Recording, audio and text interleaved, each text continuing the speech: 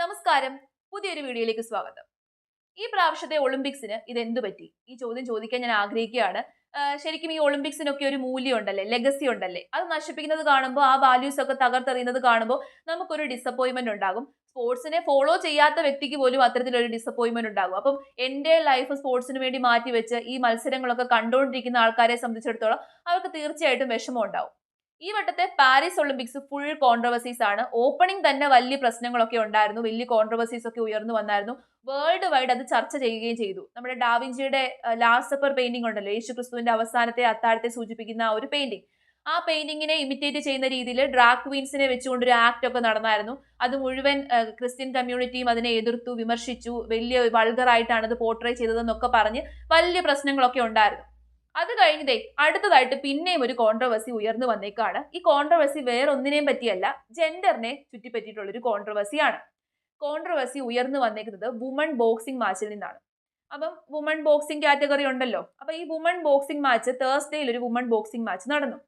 ഈ മാച്ചിൽ പങ്കെടുത്തതെന്ന് പറയുന്നത്, പാർട്ടിസിപ്പന്റ് ആയിരുന്നത് അൾജീരിയയുടെ ഇമേൻ കെലീഫ് എന്ന് പറയുന്ന ബോക്സറും ഇറ്റലിയുടെ ഏഞ്ചല കരീനി എന്ന് പറയുന്ന ബോക്സറുമാണ്. അപ്പൊ ഇവരുടെ ഈ ഒരു മാച്ച് തുടങ്ങി 46 സെക്കൻഡ് കഴിഞ്ഞപ്പോഴേക്കും ഈ ഏഞ്ചല എന്ത് ചെയ്തു? ഞാൻ ഈ മാച്ചിൽ നിന്ന് വിഡ്രോ ചെയ്യുവാണ്, അത് ഈ ഒളിമ്പിക്സിൽ നിന്ന് തന്നെ വിഡ്രോ ചെയ്യുവാണ് എന്ന് പറഞ്ഞ് വിഡ്രോ ചെയ്തു. അത് കരഞ്ഞുകൊണ്ടൊക്കെയാണ് പുള്ളിക്കാരി പറയുന്നത്. അത്രയും വലിയൊരു ശക്തമായിട്ടുള്ള പഞ്ചാണ് തനിക്ക് കിട്ടിയത്, ഇടിയാണ് തനിക്ക് കിട്ടിയത്. ഞാൻ ഈ മാച്ചിൽ തുടർന്ന് പോവുകയാണെങ്കിൽ, അതായത് വിന്നിങ്ങും ലോസിങ്ങും ഒന്നും ആയില്ല, 46 സെക്കൻഡ് ആയപ്പോഴേക്കും പുള്ളിക്കാരി അങ്ങ് വിഡ്രോ ചെയ്തു. ഞാൻ ഇനി ഈ മാച്ച് തുടർന്ന് പോയി കഴിഞ്ഞാൽ എനിക്ക് ഇന്റേണലി തന്നെ വലിയ പ്രശ്നങ്ങൾ ഉണ്ടാകും, അത്രയും ശക്തമായിട്ടുള്ള പഞ്ചാണ് എനിക്ക് കിട്ടിയത് എന്ന് പറഞ്ഞ് വിഡ്രോ ചെയ്തു പോയി. അപ്പൊ വിഡ്രോ ചെയ്യുമ്പോൾ സ്വാഭാവികമായിട്ടും ആ എൻറ്റയർ ഗെയിമിൽ നിന്ന് തന്നെ വിഡ്രോ ചെയ്യേണ്ടി വരും. ഈ പ്രശ്നം എല്ലാവരും അങ്ങ് ഏറ്റെടുത്തു, വേൾഡ് വൈഡ് ഇത് ഏറ്റെടുത്തു. ഡൊണാൾഡ് ട്രംപും JK റൗളിങ്ങും ഇലോൺ മസ്കും ഇവരൊക്കെ തന്നെ എക്സിലൊക്കെ വലിയ വിമർശനങ്ങളുമായിട്ടൊക്കെ രംഗത്ത് വന്നിരുന്നു. അവരെല്ലാം വിമർശിച്ചത് ഇമേൻ ഖലീഫിനെയാണ്.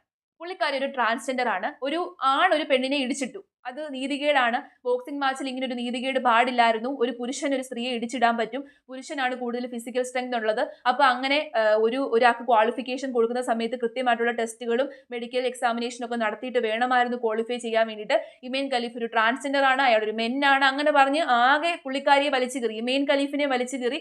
ഈ ഏഞ്ചലയെ സപ്പോർട്ട് ചെയ്തുകൊണ്ട് ഒരുപാട് ആൾക്കാർ, വേൾഡ് വൈഡ് ഒരുപാട് ആൾക്കാർ രംഗത്ത് വന്നു. ഞാൻ പറഞ്ഞില്ലേ, ഈ ഡൊണാൾഡ് ട്രംപിനെ പോലെയുള്ള വലിയ വലിയ ആൾക്കാരൊക്കെ വരിക എന്ന് പറയുമ്പോൾ അത് വലിയൊരു ഇഷ്യൂ ആയിട്ട് തന്നെ മാറി. ഈ ബോക്സിംഗ്, നമ്മുടെ ഈ ഒരു ഒളിമ്പിക് കമ്മിറ്റിയെ ഫുള്ളായിട്ട് വിമർശിച്ചുകൊണ്ടാണ് എല്ലാ ആൾക്കാരും രംഗത്ത് വരുന്നത്. അപ്പൊ ഈ ഒരു കോൺട്രവേഴ്സിയുടെ ഫാക്ട് ചെക്ക് ചെയ്ത് നോക്കാം. ശരിക്കും ഈ ഇമേൻ ഖലീഫ് എന്ന് പറയുന്ന ഈ ഫീമെയിൽ, പുള്ളിക്കാരി ഒരു ട്രാൻസ്ജെൻഡർ ആണോ എന്ന് ചോദിച്ചു കഴിഞ്ഞാൽ അല്ല. ബൈ ബർത്ത് പുള്ളിക്കാരി ഫീമെയിൽ ആണ്. പുള്ളിക്കാരിയുടെ ബർത്ത് സർട്ടിഫിക്കറ്റിലും പുള്ളിക്കാരി ഫീമെയിൽ ആണ്, പാസ്പോർട്ടിലും പുള്ളിക്കാരി ഫീമെയിൽ ആണ്. പുള്ളിക്കാരി ട്രാൻസ്ജെൻഡർ ആണ് എന്നുള്ളതിന് യാതൊരു രീതിയിലുള്ള പ്രൂഫും ഇല്ല. അത് മാത്രമല്ല, പുള്ളിക്കാരി അൾജീരിയക്കാരിയാണ്. അൾജീരിയയിൽ ഈ സെക്സ് ട്രാൻസ്ഫർ ചെയ്യുക എന്ന് പറയുന്നത്, അല്ലെങ്കിൽ സെക്സ് മാറ്റുക എന്ന് പറയുന്നത് ഇല്ലീഗലാണ്. ഒരു പുരുഷൻ സ്ത്രീയായിട്ട് മാറുന്നതും സ്ത്രീ പുരുഷനായിട്ട് മാറുക എന്ന് പറയുന്നത് അൾജീരിയയിലെ നിയമപ്രകാരം അത് ഇല്ലീഗലാണ്, അവിടെ നടക്കാത്ത പരിപാടിയാണ്. അപ്പൊ പുള്ളിക്കാരി ട്രാൻസ്ജെൻഡർ അല്ല, പുള്ളിക്കാരി ബൈ ബർത്ത് ഫീമെയിൽ ആണ്. ഇവിടെ വിഷയം ഉണ്ടായ എവിടാന്ന് ചോദിച്ചു കഴിഞ്ഞാൽ, പുള്ളിക്കാരി ആദ്യം മുതൽ 2020 മുതലേ ഈ ബോക്സിംഗിലുള്ള ഒരുപാട് ബോക്സിംഗ് ചാമ്പ്യൻഷിപ്പിലൊക്കെ പാർട്ടിസിപ്പേറ്റ് ചെയ്തിട്ടുള്ള വ്യക്തിയാണ് ഈ ഇമേൻ ഖലീഫ്. രണ്ടുപേരും 25 വയസ്സാണ്, ഇമേനും ഏഞ്ചലയ്ക്കും 25 വയസ്സുകാരികളാണ്.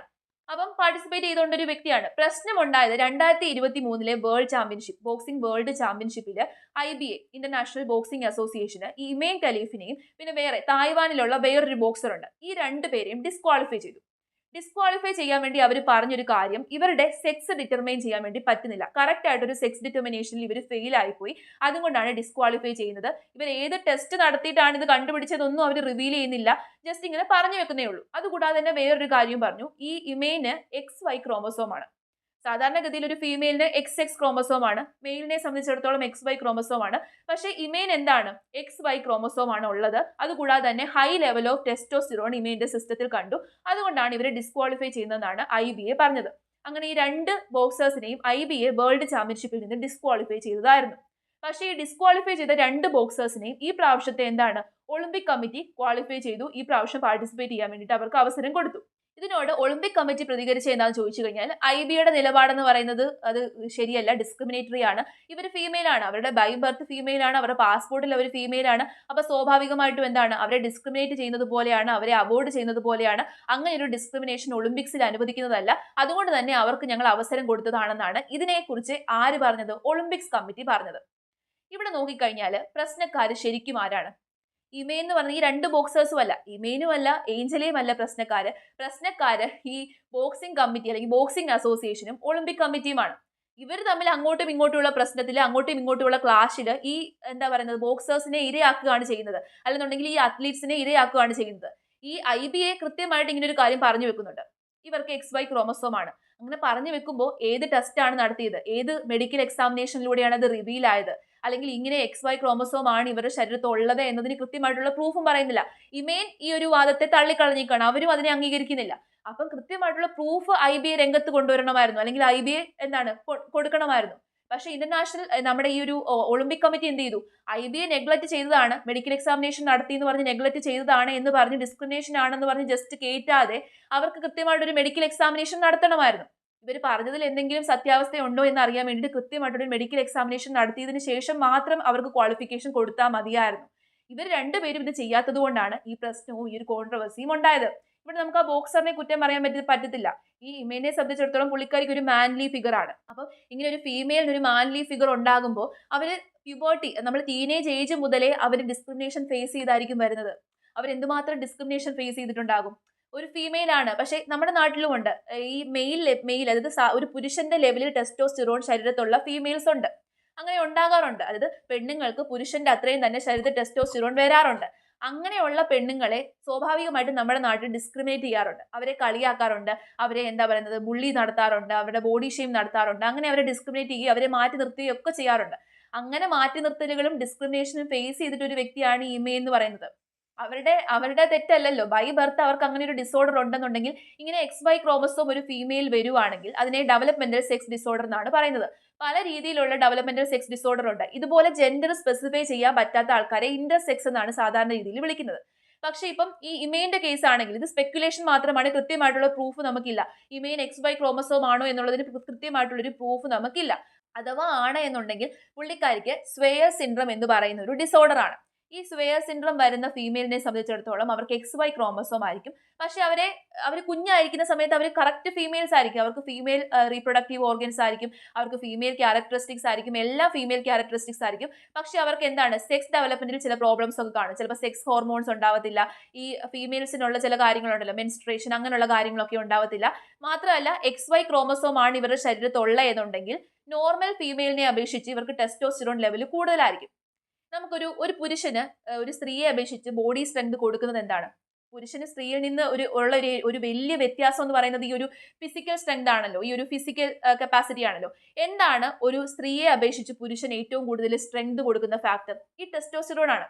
ടെസ്റ്റോസ്റ്റിറോൺ ഉള്ളത് കൊണ്ടാണല്ലോ നമ്മുടെ ബോഡി മാസ്, പുരുഷന് സ്ത്രീയെക്കാട്ടിലും മസിൽ മാസ് കൂടുതലാണ്. ഈ മസിൽ മാസും ഈ ടെസ്റ്റോസ്റ്റിറോൺ എന്ന് പറയുന്ന ഹോർമോണുമാണ് പുരുഷന് സ്ട്രെങ്ത് കൊടുക്കുന്നത്.